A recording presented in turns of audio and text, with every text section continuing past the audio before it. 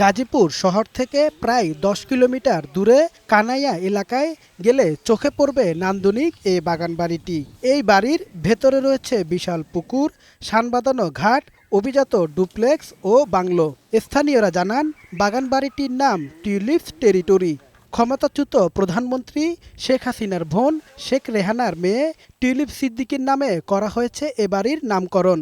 গত ৫ই আগস্টের পর বাড়িটিতে এখন শুনশান নীরবতা।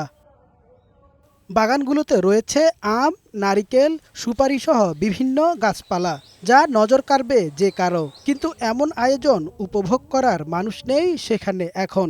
ক্ষমতা হারানোর পর বাড়িটিতে আর দেখা যায় না শেখ পরিবার বা তাদের ঘনিষ্ঠজনদের কাউকে।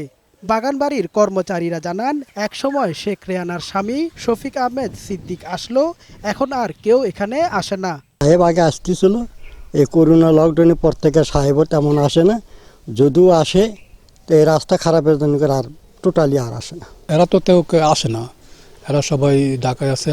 শুধু টিউলিপস টেরিটরি নয়, গাজীপুরে এমন 4টি বাগানবাড়ির খোঁজ পাওয়া গেছে। এর মধ্যে ঢাকা ময়মনসিংহ মহাসড়কের পাশে কালিয়াকৈর উপজেলার মৌচাকের তেলিরচালা এলাকায় আরও একটি বাগানবাড়ি রয়েছে। জুলাই আগস্ট বিপ্লবের পর বিক্ষুব্ধ ছাত্র জনতা বাগানবাড়িটি ভাঙচুর করে পুড়িয়ে দেয়। বিশাল এই বাগানবাড়িটি এখন শিশু কিশোরদের খেলাধুলা আর মানুষের চলাচলের রাস্তা হিসেবে ব্যবহার হচ্ছে। শেখ রেহানার বাগানবাড়ি, এটা দিয়ে আগে যাওয়া যেত না, এখন শর্টকাট রাস্তা হয়, তাই অনেকে যাওয়া আসা করে বা আমরা যাওয়া আসা করছি। ভাঙার আগে এদিকে নীরব ছিল, গেট লাগানো ছিল, কেউ যাতায়াত করতো না। চারপাশে অনেক নিরাপত্তার বলয় থাকতো। এছাড়া ফাউকালে এবং বাংলাগাছে আরও 2টি বিলাসবহুল বাগানবাড়ি রয়েছে শেখ পরিবারের সদস্যদের।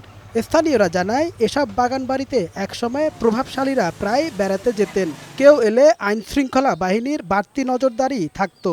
তবে শেখ হাসিনা সরকারের পতনের পর বাড়িগুলো এখন জনমানব শূন্য হয়ে পড়েছে।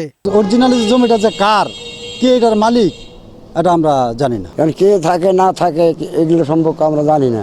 এটা হচ্ছে অরিজিনালি তারেক সিদ্দিকীর। তারা এদিক দিয়ে আসা যাওয়া করতো, রাতের আধারে আসা যাওয়া করতো।